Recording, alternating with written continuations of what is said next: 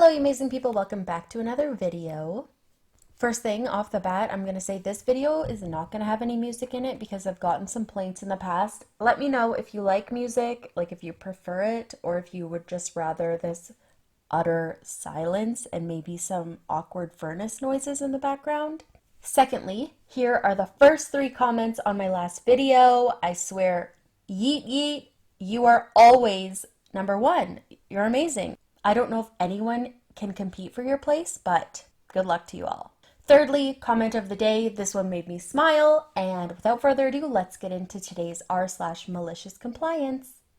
I'm only paying for my child, not your time. Okay then.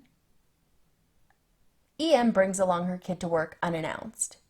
Background. My company sets up a booth at a carnival and we engaged several part-timers to assist at the carnival. The part-timers are required to go around the carnival ground to distribute flyers, share information, and direct visitors to our booth.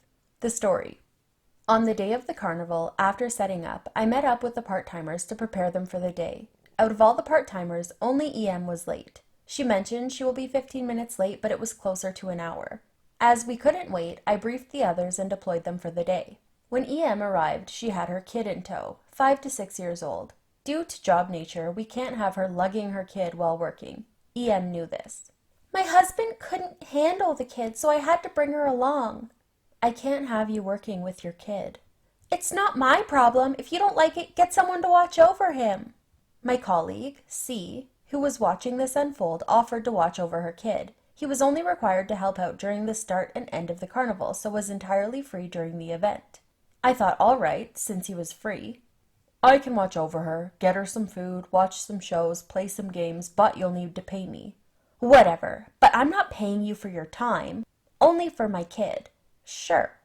I was flabbergasted. C told me not to worry. He had a plan.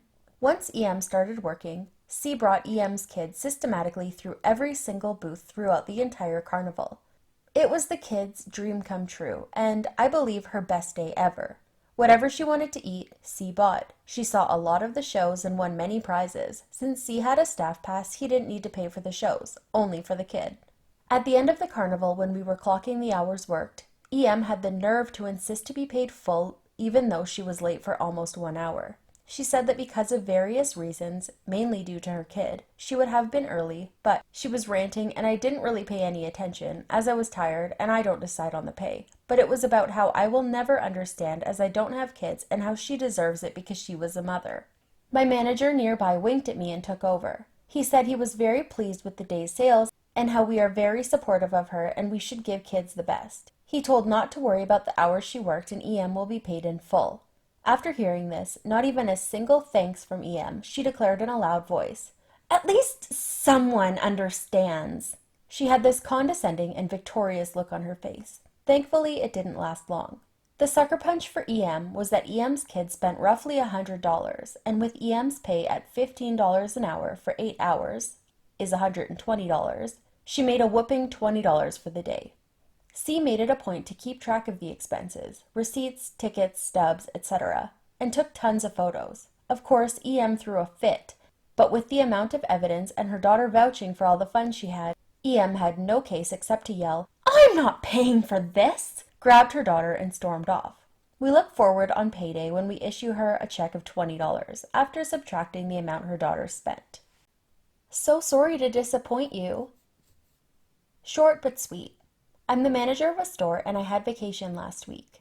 I usually buy food for my people on Fridays, but since I was gone, they had to go without. There is a young kid we will call Mark, age 19, that works for me that never says thank you and always has something to say about I should have gotten the food from this different restaurant that makes the barbecue so much better. Mark came in my office one time and was yawning. I make iced tea from scratch in my Instapot and I really like the flavor. So I recommend Mark go into the break room and pour himself a glass. He came back smacking his lips and said that it was okay. I came in this morning from my week off and the entire jug of iced tea had been drank and the container put back empty in the fridge. So I came into the shop straight from the airport after landing at 7:30 a.m. and decided to stop and get everyone some tasty donuts from a local renowned bakery. I got 2 dozen donuts for the 10 people I have. I walked around and handed out the first ones to everyone so I could say good morning and thanks for holding down the fort while I was gone. Everyone oohed and awed over the selection from this well-known bakery except Mark. I presented the box to him. He got up from his desk, leaned over the box, raised a hand toward the box to take one, but couldn't resist saying, "Man, these guys used to be so good. They have really gone downhill." I closed the box and said, "Aw, man. Well, I don't want to give you subpar donut. Thanks for all your hard work, buddy." Then I turned and walked away before he could say anything. Why are people like this? Why are people so ungrateful?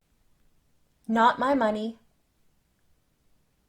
So years ago, I worked at Walmart, and some of that time was at the service desk.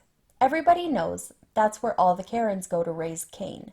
Anyway, we had strict rules we had to follow. One of the rules was that if a customer returned something that cost over $20 without a receipt, we had to give them the refund on a Walmart gift card.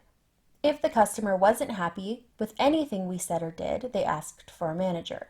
9 times out of 10, the manager would give them their money back. This always made the people working at the service desk look like we just wanted to give them a hard time. One too many customers complained, and we had a meeting. The manager berated us for being so hard on the customers, even though we were only following what we had been taught to do. He said, "Y'all act like it's your money."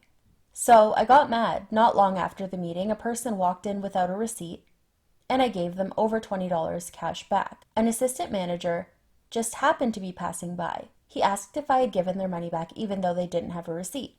I said, "Yep, it's not my money." Too lazy to walk to the car? Okay. This happened earlier. Backstory. I have the same birthday as my mother-in-law, and since my wife and I got together, we celebrate it every year together. They plan it all, and I just tag along or drive for them.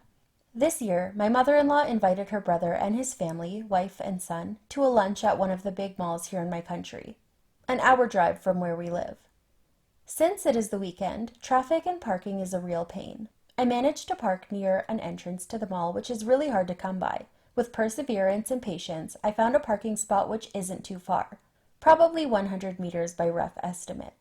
The frustrating part of the parking lot system in the mall is that if you go out of it, you will be led to a one-way street, meaning you have to go around the mall to get back to where you are parked. That is why I was glad to find a parking spot that is close as we could get to the entrance. After doing all the celebration and wandering in the mall, we all decided to head on home because we were all just tired from the walking. Mother-in-law's sister-in-law went out first, and as we followed her, she told me that it would be better if the car could be in the entrance already. I told them that we parked not far from the entrance and that it would be time-consuming to drive around the mall just to get to the entrance again. She told me that she's going to tell mother-in-law that it is the grandest idea to have the car at the entrance. Cue malicious compliance. I said, okay, and walked to the car. They can actually see me getting in the car and driving off. I went out of the parking lot and started driving to the busy one-way street. After 5 minutes, I got a call from my mother-in-law asking where I was. I told her that her sister-in-law told me to get the car to the entrance. She went silent and just said okay. After roughly 20 minutes in the damned one-way alley, I got to the entrance. No one was smiling, parked as close to mother-in-law's sister-in-law so she won't be walking up to the car. Got out of the car and opened the door for her and closed it after she got in, which I do not do normally, and drove back home. The drive was silent. I am dead tired and I did not feel like it is my birthday today. I went out of my way and exerted effort for that sweet, satisfactory, malicious compliance. Move that filing cabinet? No problem. In honor of my best friend moving away, I'd like to tell a story. So my friend works in the technology field like I do. In the environment we work in, it is usually terribly quiet in these places, especially in the call centers. So they tasked my friend with moving a filing cabinet. It's rather small, and he's well over 6 feet and almost 200 pounds. He bends down to pick it up, and his boss started yelling, "We have a certain way of doing things here. You need to put that in a hand truck." Since the boss spoke to him like an asshole, he says, "Okay, I got you." The only hand truck available in the company is one that has a wheel that's badly damaged. It makes a lot of noise when you roll it. This filing cabinet had to be moved from the call center to the back of the building. So my friend grabs the hand truck, rolls this hand truck with practically one square wheel right through the call center. He then puts the filing cabinet on said hand truck and continues to roll the filing cabinet back through the call center. His boss got 35 emails that day about the noise complaint. Never been more proud of another person in my life. Love you, brother. We'll see each other soon. Alright everybody, that's it for today's video. I hope that you liked it. Once again, let me know if you prefer the music or if you prefer it without the music. If you could hear grumbling, it was probably my stomach. I did scarf down 3 pancakes before I made this video, but somehow I'm still hungry. As always, my socials are somewhere on the screen right now. If you want to touch base, I love to hear from you, and I will see you in my next video. Bye!